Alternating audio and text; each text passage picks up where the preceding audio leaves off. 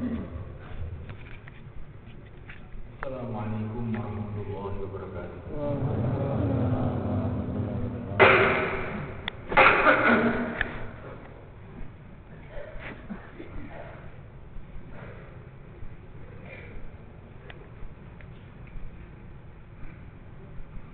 Innal hamdalillah nasta'inuhu wa nastaghfiruhu wa nu'minu bihi wa natawakkalu 'alayhi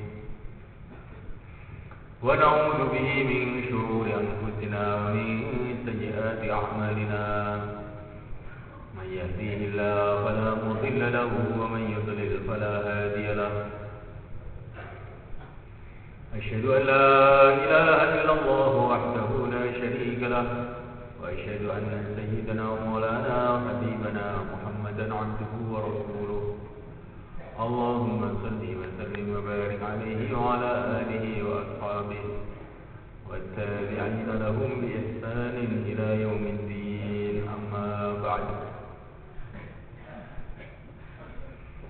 فقد قال في كتابه الكريم: إن الذين قالوا ربنا الله ثم استقاموا تتنزل عليهم الملائكة ألا تخافوا ولا تحزنوا وأبشروا بالجنة التي كنتم توعدون.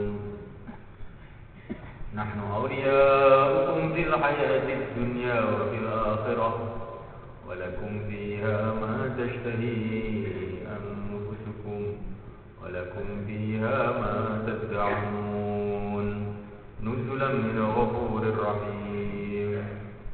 ومن أحسن قولا ممن دعا إلى الله وعمل صالحا وقال إنني من المسلمين. Hadirin dimuliakan Allah SWT. Semua orang ingin kesuksesan, ingin kebahagiaan, keselamatan, kemuliaan. Semua orang.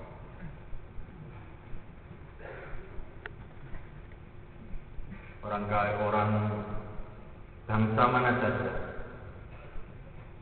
orang tua, orang muda, laki-laki, wanita, semua punya cita-cita, ingin menjadi orang yang mulia, ingin selamat, ingin kebahagiaan, ingin ketenangan, ingin ketentraman. Tetapi manusia di dalam usaha untuk mendapatkan kebahagiaan, kemuliaan, kesuksesan ini ada dua golongan manusia. Golongan yang pertama adalah golongan yang usaha untuk mendapatkan kesuksesan, kejayaan, kemuliaan, ketentraman, kebahagiaan dengan cara mengikuti pikirannya sendiri, pengalamannya sendiri, penelitiannya sendiri, analisanya sendiri.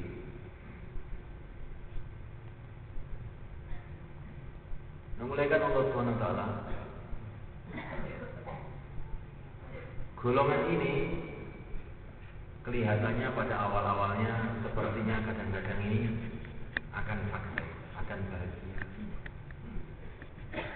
Tetapi pada akhirnya mereka pasti akan kecewa, pasti akan gagal. Kenapa demikian mereka? Karena manusia ini dihadapkan kepada masalah-masalah yang sangat banyak. Dan manusia ini akan menghadapi masalah-masalah yang sangat lama.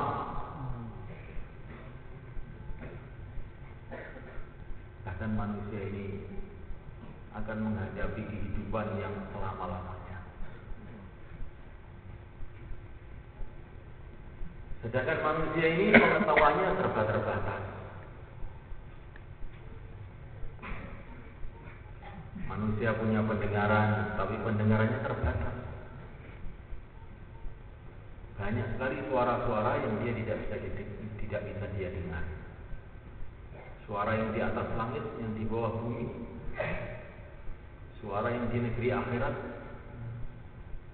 Banyak sekali suara-suara yang manusia tidak bisa mendengar.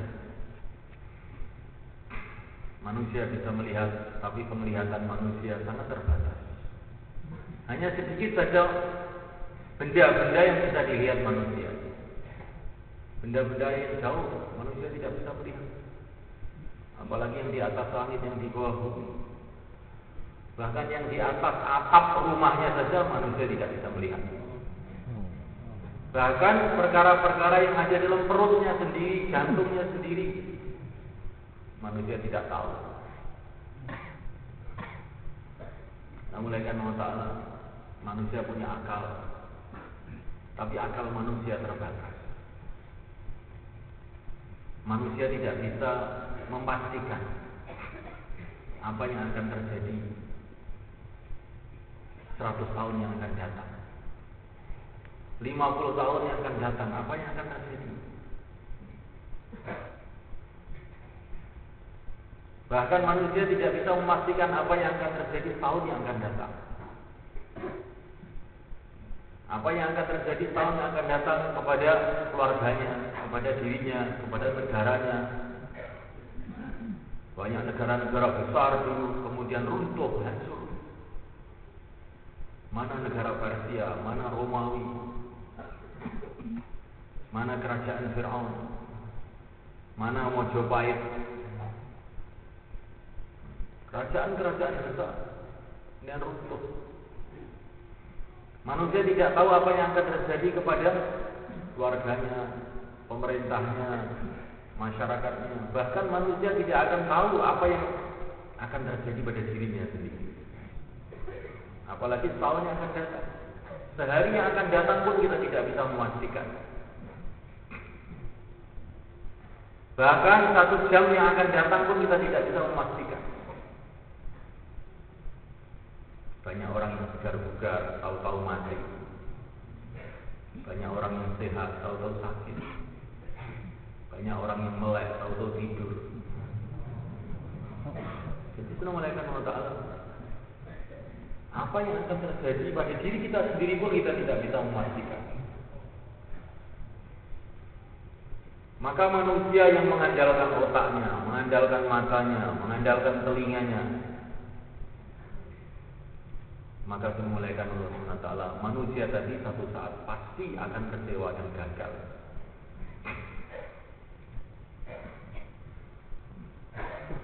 Dimulaikan Allah Ta'ala, manusia telah memeras otaknya dalam bidang kesehatan. Umur ilmu kedokteran itu sudah lebih dari 1000 tahun. Orang memeras otaknya, bagaimana supaya manusia ini jadi sehat. Tapi apakah ilmu kedokteran sudah bisa menyelesaikan masalah kesehatan? Hari-hari kita dengar muncul penyakit-penyakit yang dokter-dokter dengan ilmunya yang sudah dipelajari 1000 tahun ini tidak mampu untuk menyelesaikan masalah itu. Ini bukan otaknya satu orang, otaknya beribu-ribu, beratus-ratus ribu dokter dari generasi ke generasi tidak bisa menyelesaikan masalah kesehatan. Apalagi kesehatan secara umum, kesehatan yang ringan-ringan saja. Apakah dokter-dokter sudah bisa menyelesaikan masalah gigi? Dokter gigi belum. Nyatanya giginya orang-orang yang banyak sakit, diobati sakit lagi, diobati sakit lagi. Masalah gigi aja belum selesai. Walaupun sudah dipikirkan, dipelajari, diselidiki, bikin percobaan, masalah gigi pun belum selesai. Apalagi gigi yang besar, masalah rambut pun belum selesai. Semua dokter bisa menyelesaikan masalah rambut, tidak ada orang yang rambutnya putih, tidak ada dokter yang rambutnya beruban. Rambut itu belum bisa menyelesaikan masalahnya. Mulaikan Allah Ta'ala, beribu-ribu orang, berjuta-juta orang belajar ekonomi. Apakah selesai masalah ekonomi? Tidak selesai. Beribu-ribu orang belajar politik. Apakah selesai masalah politik? Tambah hari tambah amburadul di mana-mana tempat. Coba mulaikan Allah Ta'ala. Ini semua pelajaran dari Allah Subhanahu Wa Ta'ala. Hai manusia, Kamu menghadapi masalah-masalah kecil dunia ini saja, kamu tidak mampu menyelesaikan. Bagaimana pula kamu akan bisa menyelesaikan masalah-masalah yang setelah dunia ini? Masalah yang lebih panjang, lebih rumit, lebih besar lagi. Mulaikan Allah Subhanahu wa taala. Orang telah membangga-banggakan teknologi, membangga-banggakan alat-alatnya, teknologinya, tapi nyatanya tidak bisa menyelesaikan apa-apa. Tapi manusia ini tidak mau berpikir. Kesalahan-kesalahan yang dulu dibuat oleh Fir'aun dibuat juga sekarang ini. Fir'aun punya keyakinan bahwa dengan kerajaannya, dengan teknologinya, dia akan sukses. Tapi ternyata dia tidak bisa sukses. Dan mulaikan Allah Subhanahu wa taala. Fir'aun ini punya teknologi yang sangat tinggi.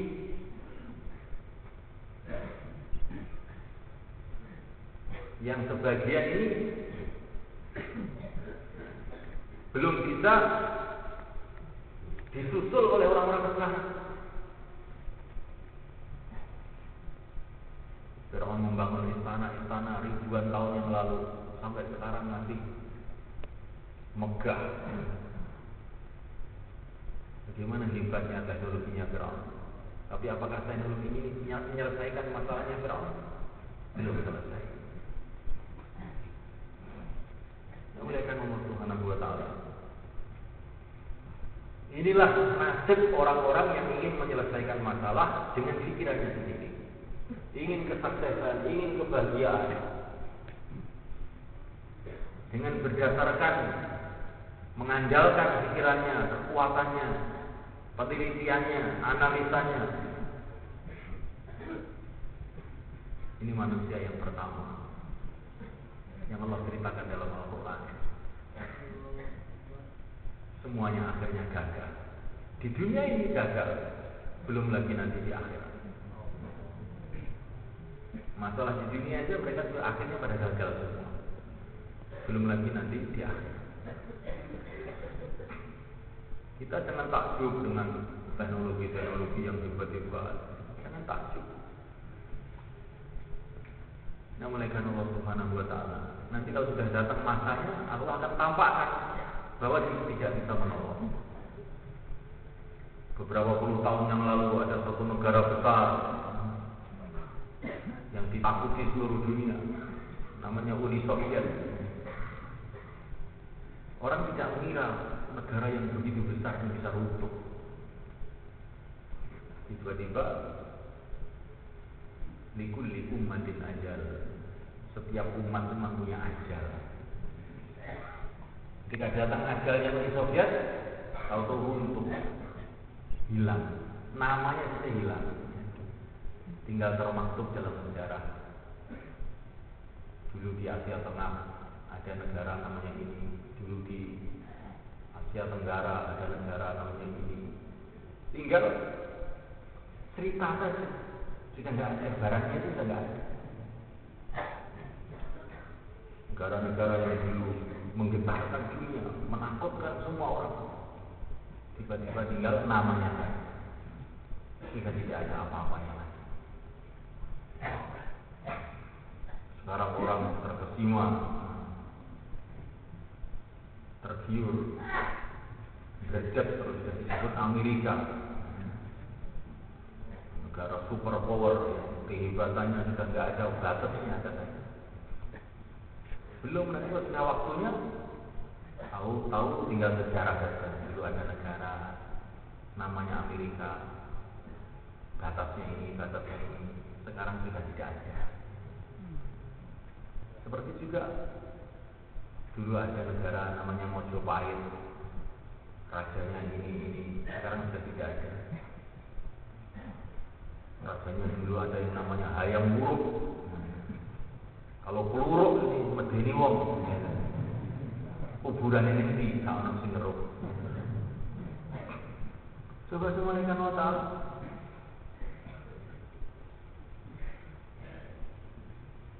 Ini semua pelajaran dari Allah Subhanahu SWT untuk kita. Wa dzakirhum bi ayyamillah. Ingatkanlah mereka hai Muhammad mengenai hari-hari Allah, mengenai sejarah, supaya mereka berpikir tidak ada orang hebat di dunia ini. Orang-orang yang telah mengandalkan kehebatannya, kekuatannya, semua runtuh, semua hancur. Namun oleh karena Allah, maka Allah SWT telah mengutus nabi-nabi dan rasul-rasul untuk memberitahu kepada manusia ini jalan kesuksesan, jalan kebahagiaan yang sebenarnya. Bagaimana caranya? Kalau kamu ingin sukses, kamu ingin bahagia, jangan kamu mengandalkan otak kamu, tetapi kamu mengandalkan yang menciptakan semua otak, Allah Subhanahu wa Ta'ala, yang Maha tahu atas segalanya. Kalau kamu ingin sukses, jangan mengandalkan telinga kamu, tetapi bergantunglah kamu kepada yang Maha mendengar segala suara yang ada di bumi, di langit, dunia, akhirat. As-Sami' yang Maha mendengar, yaitu Allah Subhanahu wa Ta'ala. Kalau kamu ingin sukses, janganlah kamu mengandalkan mata kamu. Mata kamu tidak bisa diandalkan. Mata kamu ini ngantuan, tidak bisa diandalkan. Perasaannya ini melihat jalan, padahal di depannya gunung, perasaannya melihat jalan, artinya nabrak gunung.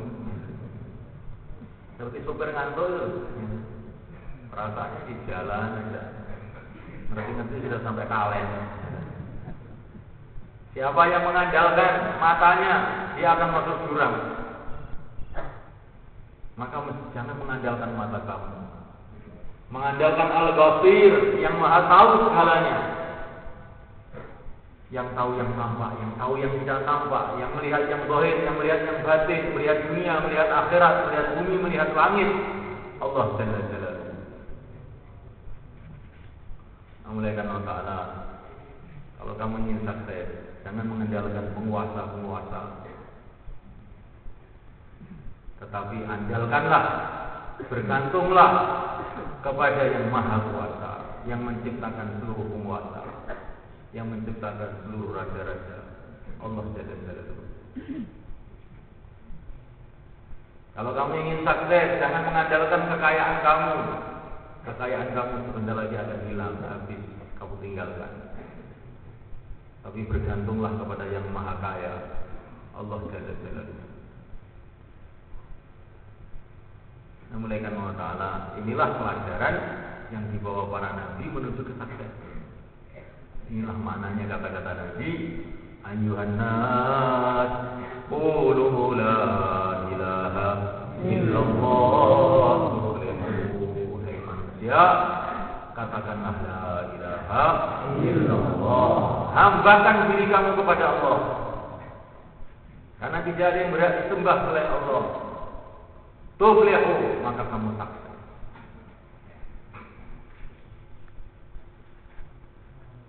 Allah Subhanahu wa Ta'ala itu yang Maha Agung. Maka kalau kamu mengabdi kepada Allah Subhanahu wa Ta'ala, maka dapat kesuksesan yang agung. Allah Subhanahu wa Ta'ala itu Al-Baqi, yang kekal.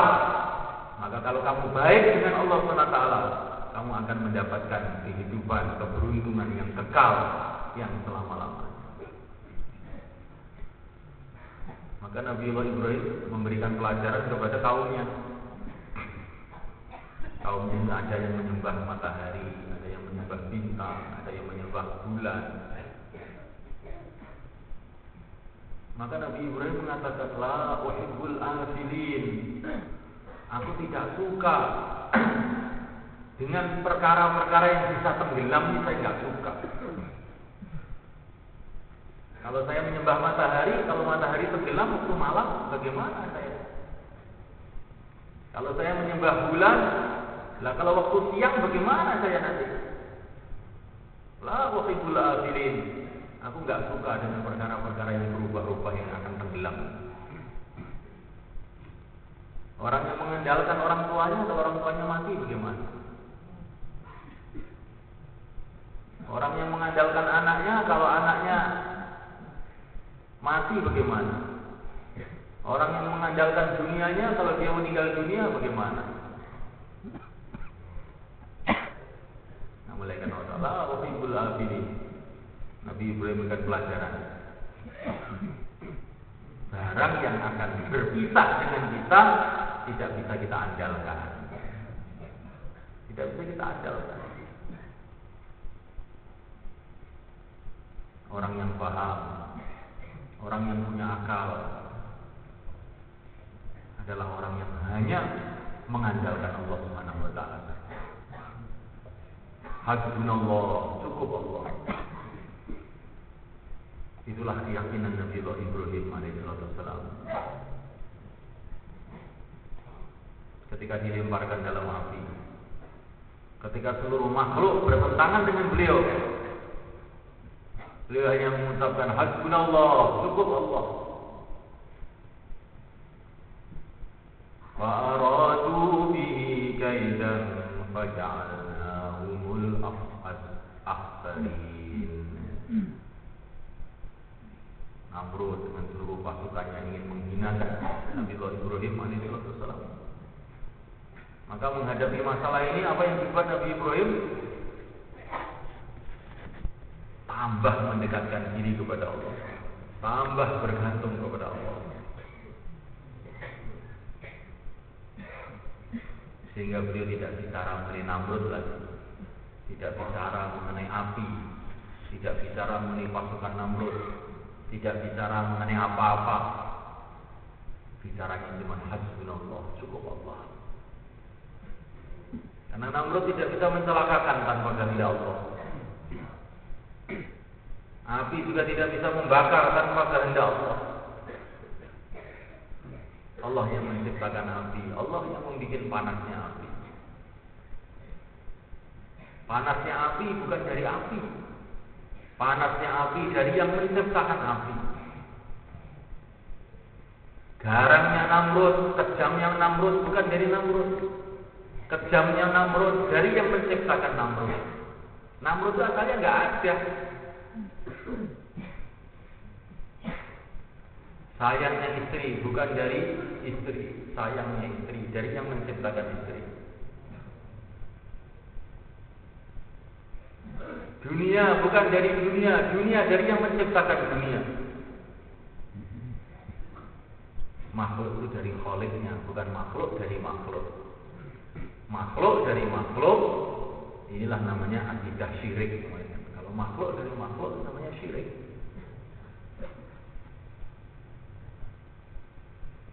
Makhluk itu dari Khaliq, dari Allah Subhanahu wa taala. Maka kata Syekh Ahmad Al-Faruqi rahimahullah, kalau dalam hati kamu ada harapan kepada makhluk, tanamkan dalam hati kamu bahwa ini satu kekeliruan. Maka cepat-cepat diluruskan ini dengan la ilaha illallah, bahwa yang pantas diharap hanyalah Allah Subhanahu wa taala.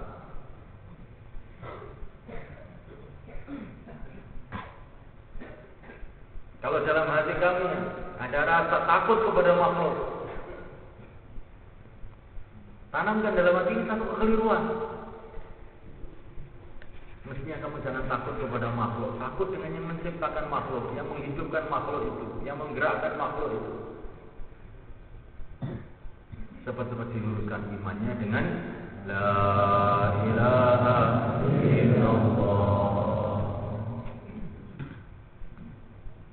Ini harus ditanamkan betul. Ini ilmu yang sangat penting. Kalau ilmu ini tidak bisa kita pahami dan kita yakini dalam hati, ini berarti kita akan celaka selama-lamanya.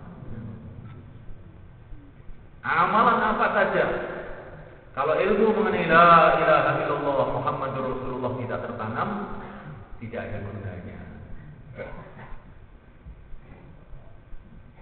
Walaupun orang itu bagaimanapun baiknya akhlaknya, bagaimanapun rapinya, pinternya, ya toh, orang-orang kafir bagaimanapun dia maju, bagaimanapun mereka bikin segala kebaikan, tapi ketika tidak ada la ilaha illallah Muhammadur Rasulullah dalam hati mereka, semua ini sedikit pun tidak ada nilainya. Dan kita tergiur dengan budaya orang-orang kafir. Wah, ini orang-orang kafir sudah maju. Wala yaghurrannaka taqallubul ladzina kafaru fil bilad. Mata'un qalil thumma ma'wahum jahannam wa bi'sal mihad. Memang maju, tapi maju menuju neraka.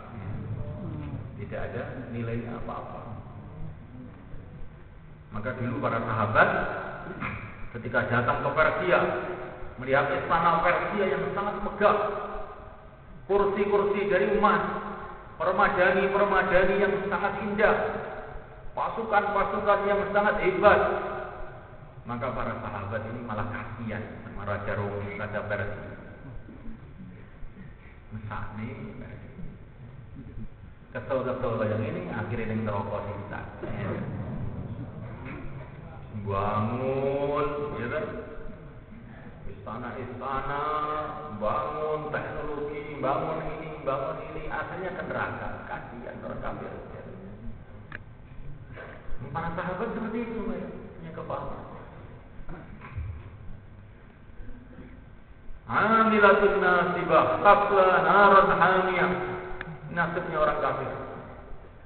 Sudah bercapek-capek, bersusah payah bangun dunia ini, tiba-tiba malah dinilai oleh Allah semua ini adalah merupakan dosa. Karena mereka tidak punya hubungan yang benar kepada Allah. Nah, mereka Ta'ala ada orang datang ke kampung. Ada orang datang ke kampung. Orangnya orang pandai, arsitek, ahli teknologi, orang kaya. Maka datang dalam satu kampung. Maka dia melihat ada tanah lapang yang bagus. Maka dia berpikir langsung, wah bagus kalau saya membangun di sini.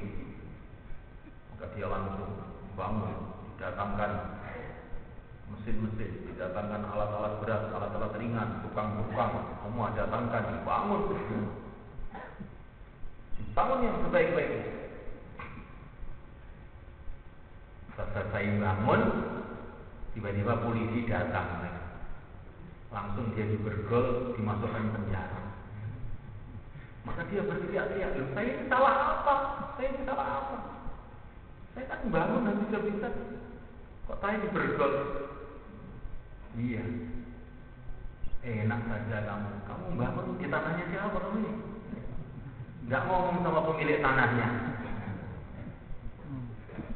Jadi dia perasaan yang bangun, akhirnya malah masuk penjara. Begitulah nasib orang-orang kafir mereka. Perasaannya bangun dunia, tapi semua bangunannya ini di sisi Allah sebagai dosa, bukan sebagai kebaikan. Ketika mereka tidak punya iman yang benar kepada Allah, iman yang benar kepada utusan Allah SWT, maka bangunannya jadi dosa, teknologinya jadi dosa, tidurnya dosa, meleknya dosa. Gak orang nilainya yang kafir. Kalaupun dia sedekah pun dosa juga. Gak bisa apa mbok ini ngomong. Karena dunia milik Allah. Ketika mereka bertasarruf, mengambil uang, mengambil apa, tanpa punya hubungan yang benar kepada Allah, maka mereka ini di sisi Allah dianggap maling semuanya. Maka Nabi Isa mengatakan kepada kaumnya, sekarang ini banyak maling, tidak ngaku maling, tidak dianggap maling. Apa itu ya Nabi Allah? Dunia ini milik Allah. Siapa saja menggunakan dunia ini tidak mengikuti syariat Allah dan tidak dengan izin Allah, maksudnya dengan izin Allah, dengan syariat Allah, dengan aturan-aturan yang telah ditentukan oleh Allah, itu semua maling semua. Jangan kita ini salah paham. Orang-orang kafir memberikan bantuan, bukan bantuan, itu maling itu. Ya.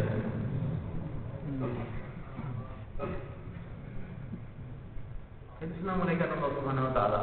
Ketika orang berhubungannya dengan pencipta alam semesta ini tidak benar, maka kebaikannya itu jadi keburukan. Apalagi keburukannya, namanya kebaikannya itu jadi keburukan. Apalagi keburukannya. Maka ini pentingnya iman itu di sini nih semuanya. Nah, kalau orang itu imannya benar, baru kebaikannya ada nilai. Bahkan kalau dosa-dosanya kalau dia bertaubat kepada Allah, yubaddilullahu sayyi'atihim hasanat, bahkan keburukannya pun akan diampuni oleh Allah, bahkan akan diganti dengan kebaikan-kebaikan. Kalau imannya itu benar. Kalau imannya benar, kebaikannya itu kebaikan, keburukannya pun kalau dia bertaubat akan menjadi kebaikan juga. Innallaha yuhibbut tawwabin. Allah mencintai orang-orang yang taubat. Dia sudah jelek, amalannya gak karu-karuan, kalau dia taubat dicintai oleh Allah. Pakai syarat imannya harus benar dulu. Keyakinannya harus benar kepada Allah SWT. Dan keyakinan yang benar kepada Allah SWT tidak akan diterima kecuali kalau punya keyakinan yang benar kepada utusan Allah yang mulia baginda Muhammad SAW.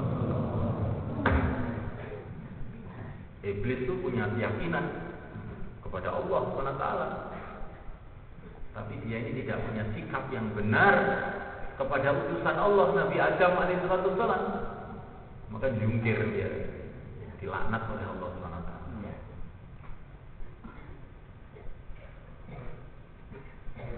Walaupun orang itu keyakinannya kepada Allah itu tinggi, kuat, tapi kalau dia tidak punya keyakinan yang benar kepada utusan Allah yang telah diutus oleh Allah yang mulia baginda Muhammad SAW, maka keyakinannya kepada Allah itu sendiri tidak diterima oleh Allah, karena dia tidak punya keyakinan yang benar kepada utusan Allah. Maka syarat kesuksesan itu dua. La ilaha illallah Muhammadur Rasulullah. Keyakinannya kepada Allah benar, keyakinannya kepada Nabi Allah benar. Yakinnya kepada Allah, kehidupannya ikut Rasulullah, baru orang itu selamat. Ini menjadi kekasih-kekasih Allah. Namanya kekasih Allah itu seperti itu. Ala inna awliya Allahi la khawfun alaihim wa la hum yahzanun alladzina amanu wa kanu yattaqun. Alladzina amanu wa kanu yattaqun. Lahumul busyra fil hayatid dunya wa fil akhirah. Ingatlah bahwa wali-wali Allah, kekasih-kekasih Allah, tidak ada kekhawatiran, tidak ada ketakutan dalam hati mereka. Siapakah kekasih-kekasih Allah itu? Alladzina amanu. Orang yang iman, dalam hatinya ada la ilaha illallah wa kanu yattaqun. Hatinya ada iman, kemudian kehidupannya kehidupan takwa. Kehidupan takwa itu bagaimana? Kehidupan takwa itu kehidupan mengikuti Muhammadur Rasulullah. Itu namanya kehidupan takwa. Itu diwali gampang mawon, Pak. Yakin yang Allah kenceng, amalan yang dilihat dengan Nabi jadi wali. Jadi kekasih Allah. Jadi sing jenenge wali mboten wong sing roh demit, mboten ya. demit itu demit. Koncone ini kadang-kadang malah wong roh demit itu bahaya. Lha pun nang koncone iki. Kawat iki malah ya. Sing jenenge wali niku wong sing iman karo takwa kan jenenge wali. Iki kekasih Allah.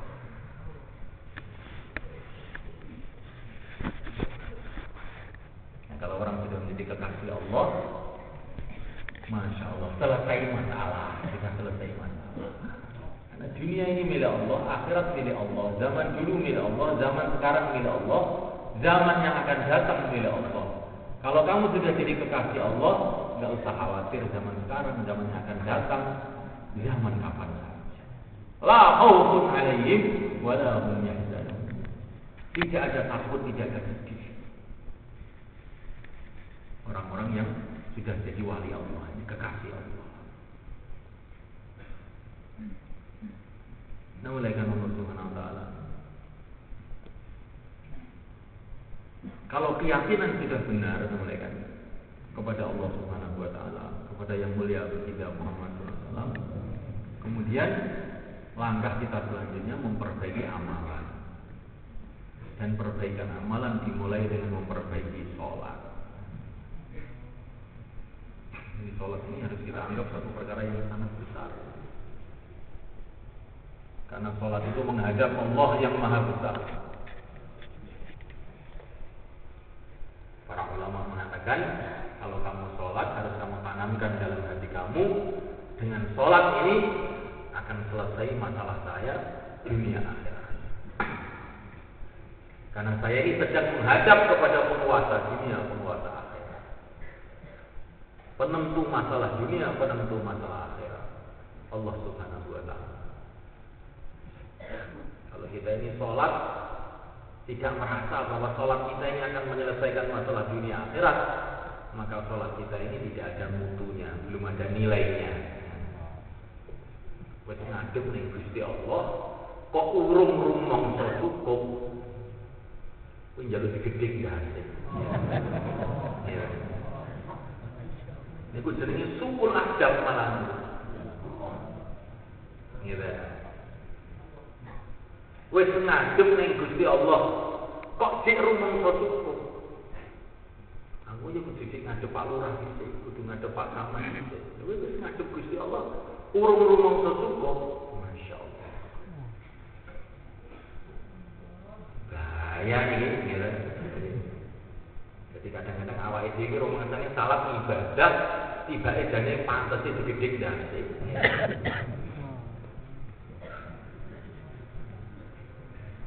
Jadi mulaikan Allah Ta'ala, kita bukan hanya sholat, tapi kita ini harus tahu keagungan sholat itu. Kalau tidak, maka itu sholat itu bisa berbahaya kepada kita. Tanamkan keagungan sholat.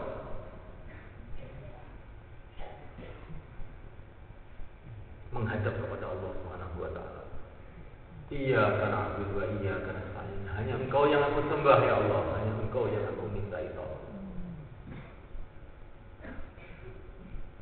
Kalau seorang sudah mengucapkan iyyaka na'budu wa iyyaka nasta'in, maka Allah mengatakan, "Iya, saya terima permintaan kamu."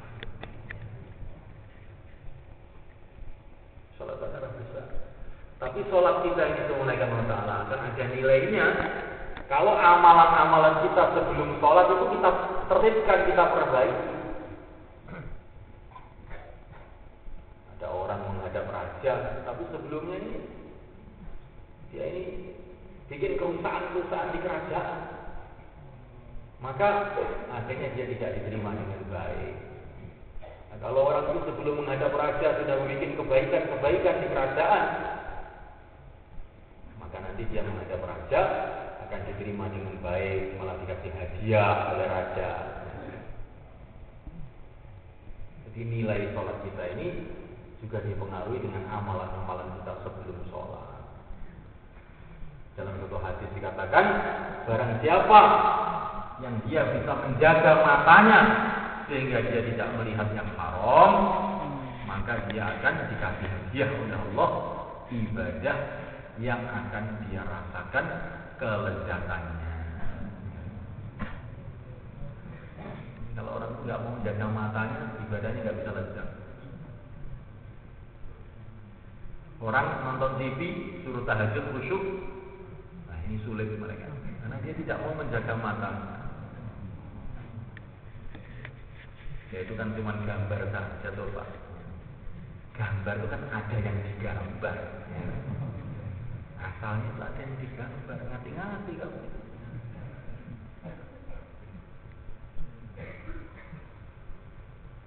Namuliakan Allah Ta'ala. Maka dalam satu hadis dalam kitab Majr-Robih itu, kalau orang itu membantu orang zalim, maka nanti putus hubungannya dengan Nabi. Termasuk membantu orang zalim yang nonton TV itu.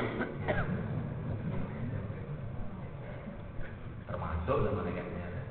Karena kalau TV itu nggak ada yang nonton, bintang-bintang film itu berhenti semua, pensiun. Ya. Pensiun. Makanya orang itu kalau suka nonton TV, ya, maka dia ini sulit untuk mimpi jumpa Nabi itu sulit. Hubungannya dengan Nabi putus. Tapi kalau orang itu tidak mau membantu orang-orang yang maksiat, maka nanti hubungannya kepada Nabi akan rapat. Bagaimana saudara? Ini bukan mengharamkan TV, bukan. Cerita bahayanya TV. Bukan haram, tapi bahayanya. Ini kami mawon bahaya itu lagi haram. Si ngomong kowe duduk aku.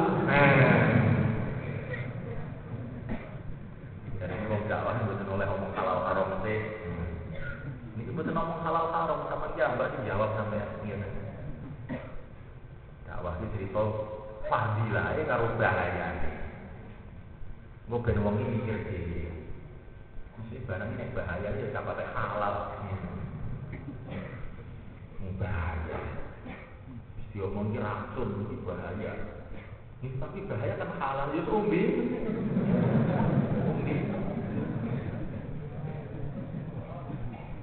Ini mulai kan Allah SWT.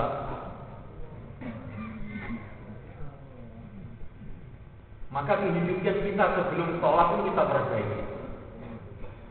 Syekh Abdul Wahab Hafizahullah beliau mengatakan, sejauh mana kamu sibuk dengan Allah, sibuk menjalankan perintah-perintah Allah sebelum sholat, sejauh itu pula kekhusyuan kamu dalam sholat.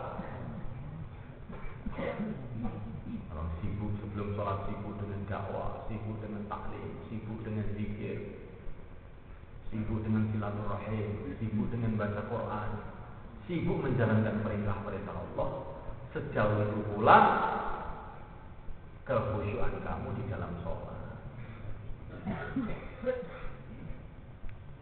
Karena yang bisa menghadap kepada Allah itu mereka hanya orang-orang yang memang diizinkan oleh Allah untuk menghadap.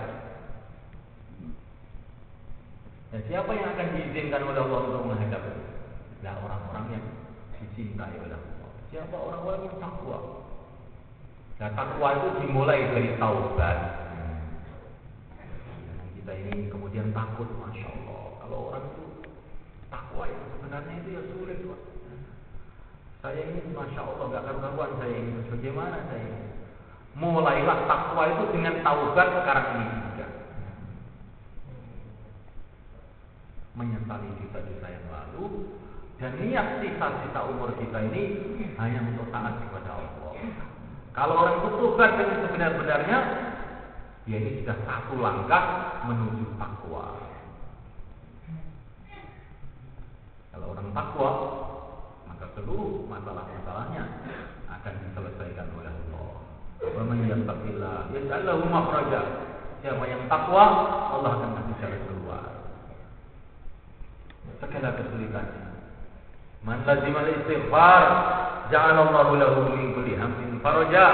Barang siapa yang terus-menerus istighfar, mohon ampun kepada Allah, Allah akan kasih kelonggaran dari seluruh kesusahan-kesusahannya. Istighfar, terus istighfar, taubat kepada Allah, memperbaiki amal. Taubat ini mereka harus menurut dosanya. Kalau dosanya itu meninggalkan sholat, maka taubatnya dengan mengerjakan sholat. Kalau dosanya itu meninggalkan puasa, maka taubatnya dengan mengerjakan puasa. Kalau dosanya itu matanya itu ngelirik wanita-wanita di jalan, maka taubatnya mulai sekarang harus menundukkan kepalanya, jangan ngelirik-ngelirik lagi. Kalau dosanya tidak mau dakwah, dakwahnya kepada Allah, maka taubatnya harus dengan dakwah. Tidak bisa. Ini orang nggak mau sholat, nggak mau puasa. Yang penting aku kaji yo wes. Teko Mekah dosane gugur kabeh. Ini tidak benar mereka. Kalau dosa kamu itu adalah tidak mengerjakan haji, maka kamu itu tobatnya harus dengan haji. Nah kalau dosanya ini mulai makan haram, maka tobatnya harus meninggalkan yang haram. Mulaikan Allah SWT, maka namanya tobat itu harus perbaikan yang ditinggalkan dikerjakan. Baru itu tobat yang sempurna. Tapi rahmat Allah tidak ada yang bisa membatasi. Tapi begitulah caranya, tobat yang sempurna. Maka sebelum kita ingin sholat, kita perbaiki kehidupan kita ini. Muamalah kita perbaiki, muasyarah kita perbaiki, akhlak kita perbaiki. Seluruh kehidupan mengikuti syariat. Kehidupan harus mengikuti syariat. Sing halal dihalali, sing haram diharami. Mengikuti syariat, maka akhirnya semulaikan Allah Ta'ala, sholat kita ini mutunya akan naik. Sehingga dengan sholat 2 rakaat akan mendatangkan pertolongan Allah, mendatangkan nusratullah, seperti sholatnya para sahabat dulu. Sahabat itu ada masalah apa? Sholat 2 rakaat. Sakit selesai dengan sholat, ekonomi selesai dengan sholat. Ini para sahabat itu. Kalaupun mereka ini kerja di ladang juga, para sahabat itu kerja di ladang juga, kerja di pasar juga. Tapi maksudnya apa? Maksudnya untuk menghidupkan syariat di ladang, menghidupkan syariat di pasar. Beda dengan kita. Kita ini ke pasar. Alasannya Nabi juga ke pasar, Pak. Sahabat juga ke pasar. Saya ke pasar. Beda. Kita ini ke pasar karena takut kelaparan. Maka kita ini ke pasar itu sudah suudzon kepada Allah. Khawatir gak dikasih makan oleh Allah. Maka kita ke pasar dosa itu. Dulu Nabi para sahabat ke pasar dengan keyakinan yang benar, Allah pasti memberi rezeki. Innallaha wa razzaq. Dia ke pasar untuk menjalankan syariat di pasar, menghidupkan agama di pasar. Dia di ladang bukan karena takut tidak makan, tapi dia di ladang untuk menghidupkan agama di ladang, menghidupkan dakwah di ladang, menghidupkan akhlak di ladang. Nah, mulaikan Allah Subhanahu wa Ta'ala. Jadi kita ini kerja dunia ini dapat pahala, mulaikan di pasar dapat pahala, di ladang dapat pahala, di kantor dapat pahala. Tapi pakai syarat, yakinnya harus benar pertama. Kedua kali niatnya itu untuk menghidupkan agama, mengamalkan agama.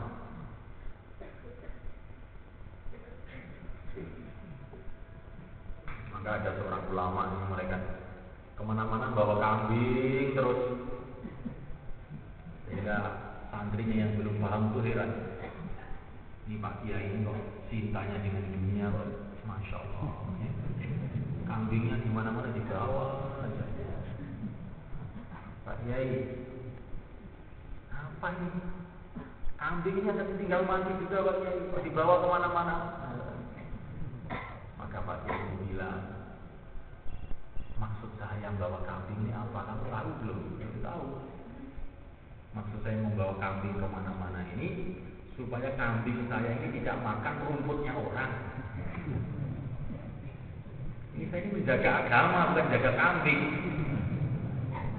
Maka jangan suudzon dengan para ulama. Ya. Nah, ulama itu banyak alasannya. Ya.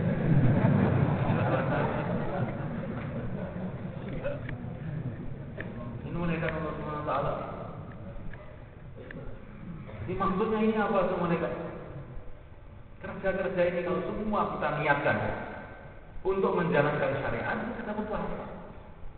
Tapi kalau kerja-kerja ini kita niatkan karena kita khawatir lapar, nah ini kita ini malah imannya jadi rusak sebab kerja-kerja itu.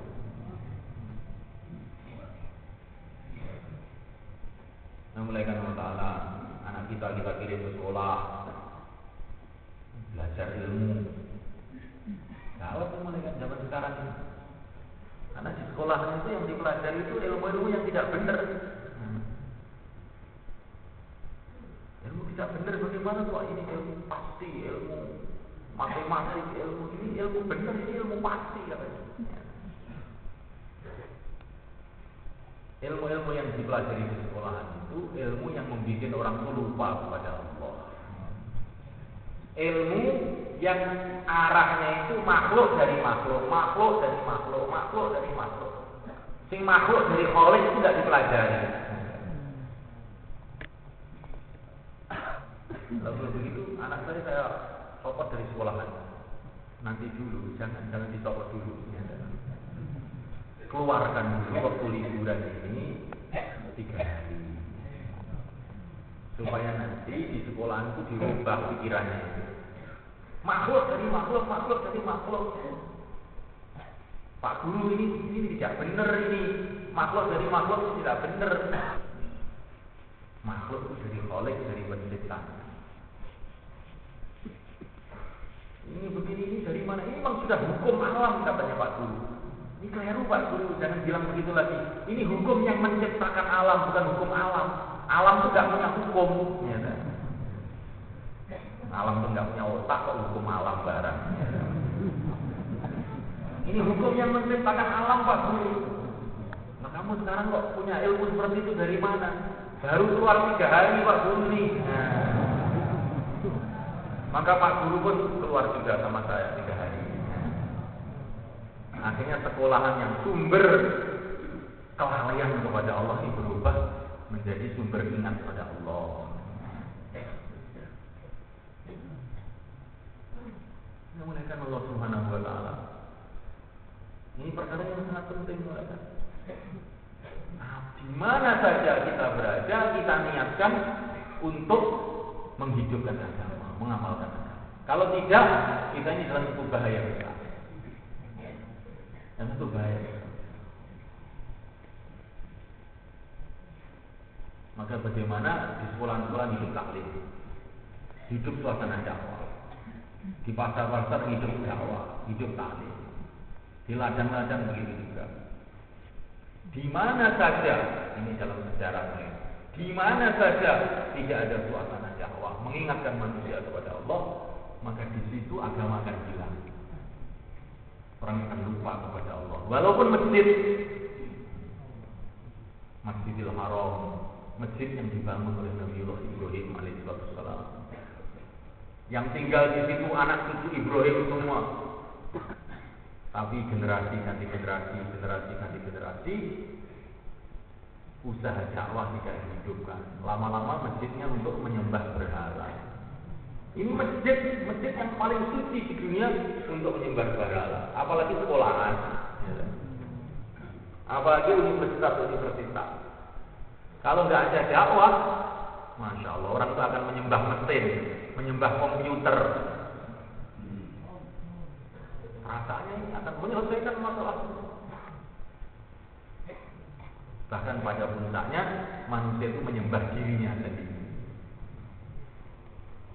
membanggakan dirinya sendiri. Selesai itu masalah dengan teknologi saya, sama aja ini dengan Fir'aun. Saya ini Tuhan yang paling besar. Dulu Fir'aun mengatakan saya Tuhan yang paling besar gara-gara kerajaannya.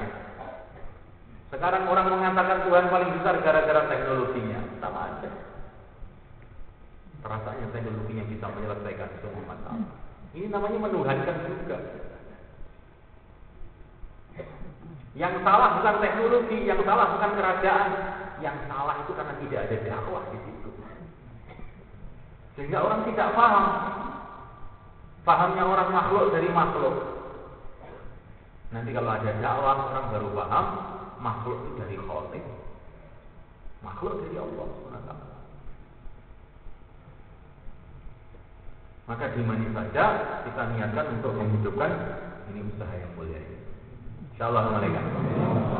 Di ladang kita, di sawah kita, di pasar kita, di mana saja usaha dakwah dihidupkan, di situ nanti akan muncul orang-orang yang beriman, orang-orang soleh.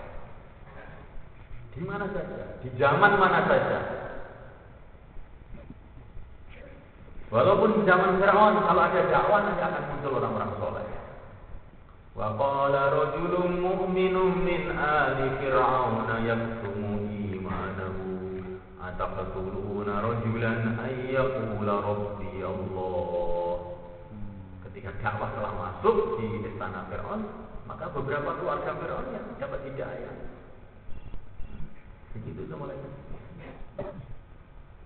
Walaupun di istana Fir'aun, walaupun di mana saja, di London, di Amerika, di China, di Belanda, kalau sudah ada dihidupkan, nanti ada orang-orang yang akan dipilih oleh Allah.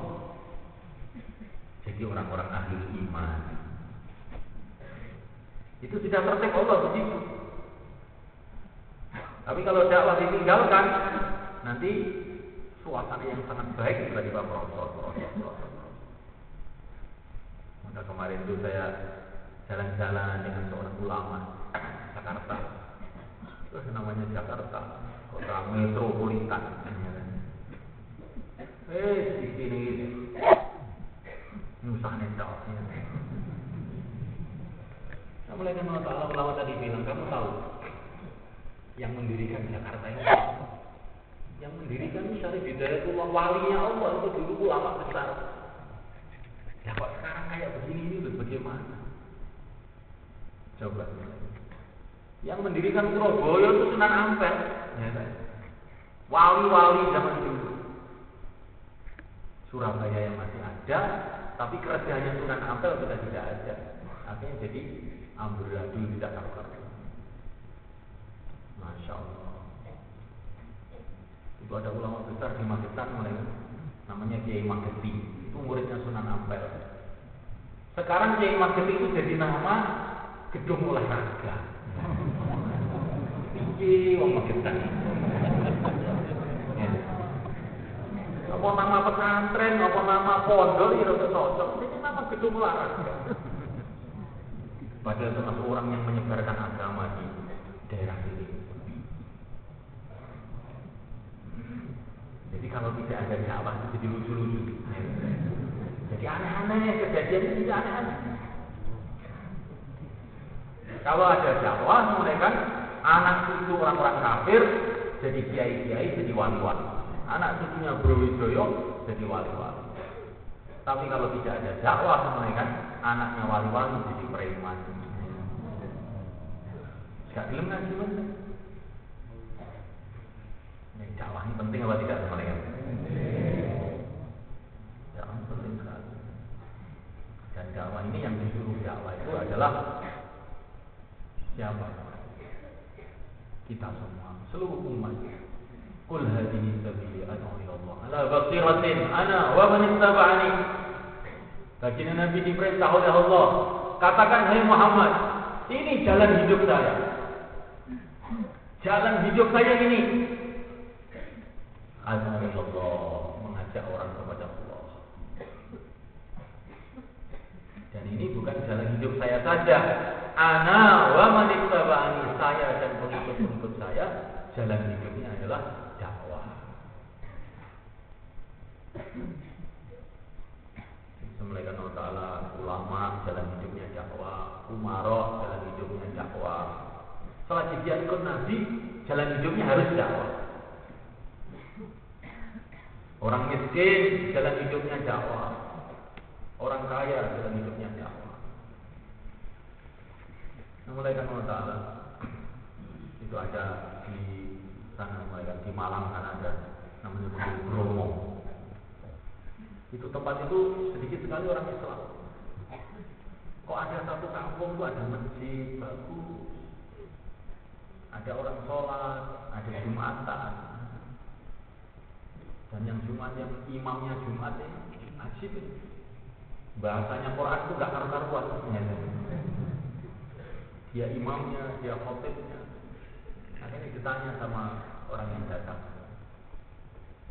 Pak Kiai, dari mana Pak Kiai itu belajar Fatihah yang begitu ajib ini? Ya. Wah, kalau niki mboten teng pundi-pundi mboten nate mondok kalau niki. Ya ngeten iki kita enteni mawon. Lah sampeyan kok iso gawe masjid, iso ngimami, iso khotbah niku dimarahi pinten. Niki yang kampung mriki ini mboten enten sing Islam iki, kampung ini. Kulo niki gak ada langganan jual bawang, namanya jual bawang. Nah itu langganan saya itu suka ngajari saya syahadat, sholat. Akhirnya saya masuk Islam, bikin masjid. Masya Allah. Jadi ini orang tukang dodol bawang ngislami wong. Akhirnya gaya masjid, Masya Allah. Akhirnya wong kampung mereka kuat ya sing dosa salat Jumatan kebet masjid. Jadi dakwahnya mereka kalau masuk dalam hati seseorang, walaupun dia ini orang yang sangat sedikit ilmunya, tidak akan jadi asbab hidayah. Akan jadi asbab hidayah untuk orang lain. Maka bagaimana memulaikan Allah Ta'ala? Semua kita ini mengambil jalan hidup pimpinan kita yang mulia baginda Muhammad SAW. Dakwah. Jalan hidup kita ini dakwah. Maksudnya jalan hidup kita ini dakwah ini bagaimana? Pikirnya itu bagaimana istrinya dakwah, anaknya dakwah, hartanya untuk dakwah, doanya untuk malam untuk dakwah. Namanya jalan hidupnya dakwah. Yang dulu tuh ya Allah, rezeki ya Allah, toko saya ya Allah, minta rezeki ya Allah. Sekarang enggak ya Allah, turunkan hidayah ya Allah. Jalan hidupnya sudah berubah. Yang dulu cita-citanya anaknya itu jadi lurah, jadi tamat, enggak. Sekarang cita-citanya anak saya keluar 4 bulan gimana, 4 bulan gimana. Ya. Itu namanya jalan hidupnya itu dakwah.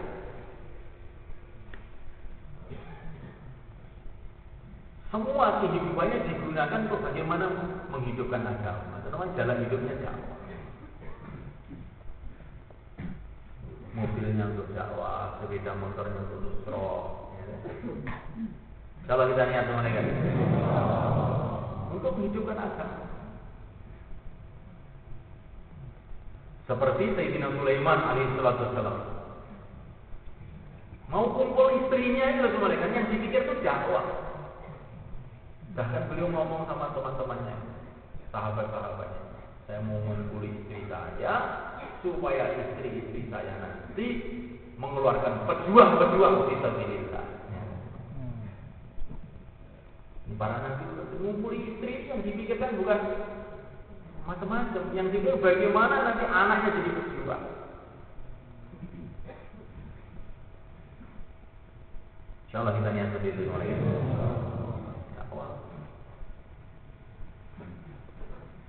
Maka kata Nabi, kalau ada orang punya kudanya disiapkan untuk memperjuangkan agama Allah, maka setiap kuda tadi berjalan dia dapat pahala. Kalau kuda tadi makan dia dapat pahala. Kalau kuda tadi ngeletong dapat pahala juga dia. Maka semalakan Allah Ta'ala kita siapkan. Karena kita nggak punya kuda, itu sepeda motor yang kita niatkan. Bismillah untuk dakwah. Untuk dakwah. Jangan niatnya sepeda motor nanti supaya taklim akhir bisa cepat pulang. Itu namanya sepeda motor untuk lari dari dakwah. Nggak dapat pahala. Sepeda motor niatnya bisa keluar 3 hari, bisa keluar 40 hari untuk nusrah jamaah. Tidak ada satu niat pun untuk lari dari malam istimewa. Insyaallah malaikat. Maka nanti olinya dapat pahala, rodanya dapat pahala, semua dapat pahala. Namun anak-anak kita niatkan untuk memperjuangkan agama Allah. Maka kalau orang niatnya anak-anak untuk memperjuangkan agama Allah, selagi anaknya masih bernafas, dia akan dapat pahala. Anaknya tambah banyak, pahalanya tambah banyak. Kalau pahalanya tambah banyak, barokahnya tambah banyak. Enggak khawatir punya anak banyak, tidak khawatir. Asalkan niatnya itu untuk agama. Ini namanya hidupnya digunakan untuk berjuang. Jalan hidup adalah dakwah. Untuk itulah malaikat Allah, supaya jalan hidup kita ini jauh bagaimana. Langkah pertama kita latihan 4 bulan 40 hari. Insyaallah malaikat. Yang niat 4 bulan 40 hari silakan berdiri ke lapangan. Insyaallah malaikat. Monggo. Bismillahirrahmanirrahim. Monggo. Yang niat 4 bulan 40 hari silakan berdiri ke selatan. Silakan malaikat. Masyaallah. Ngidul, monggo. Yang niatnya 40 hari jadikan 4 bulan. Yang niatnya hanya istimewa saja 40 hari.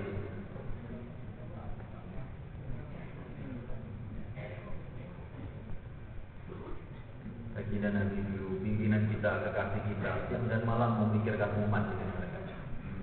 Sebagai tanda cinta kita kepada Nabi, kalau kita ikut memikirkan umat juga.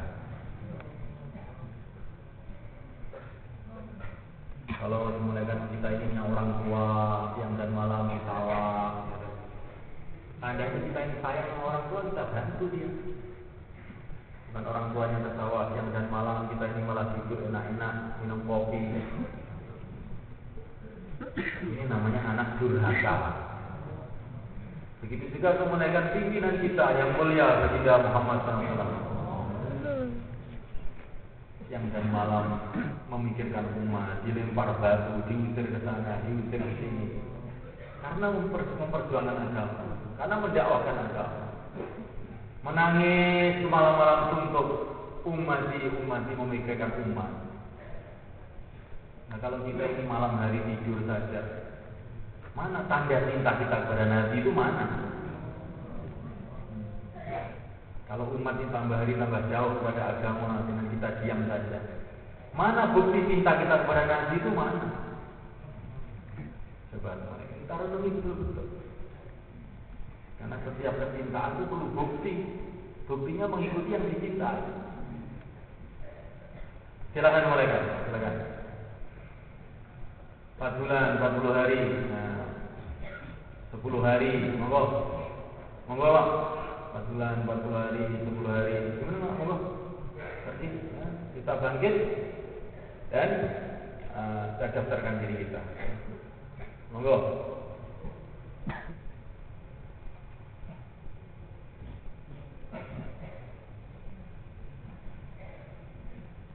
Sesuai aja. Karepe sampean sesuai karepe sampean iki. Masyaallah. Saniki nek jenengan ditawani kon ning Malaysia sebulan gajine 10 juta. Purun lho, Mas. Purun lho. 20 juta purun. Nek teng Jepang gajine 100 juta sebulan. Purun, Mas. Masyaallah.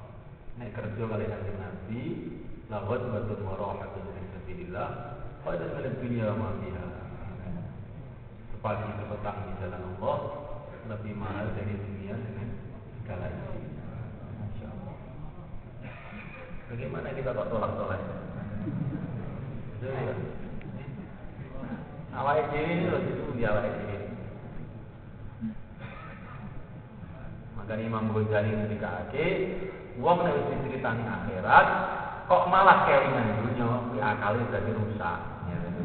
Imam Ghazali. Wong mesti ceritani akhirat. Kok malah seneng dunya, itu berarti akale rusak. Dunia ini dibanding akhirat pun betul kenapa-napa aja.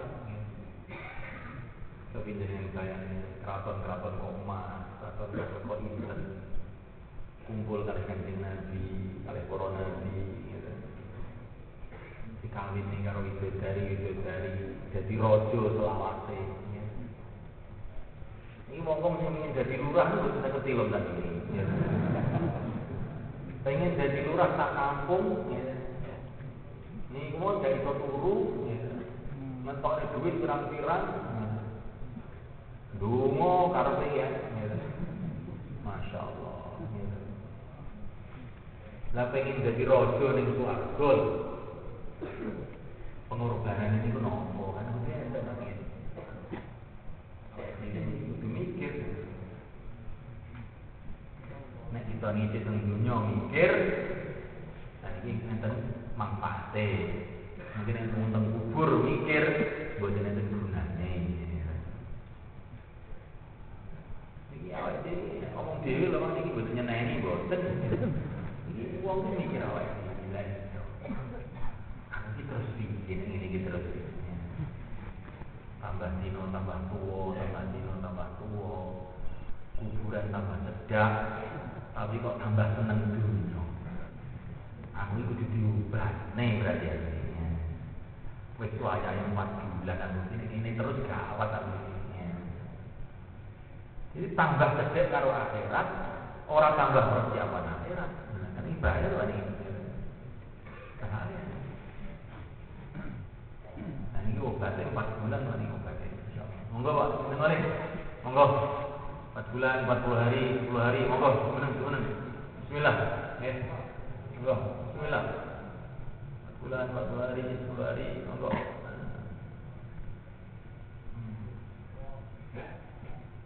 Sudah niatan ya? Mohon tadi niatan mawon. Nah ini tiga-tiga sekalian mudah karo. Terus janjian ini harus metu kapan? Telu bapak-bapak.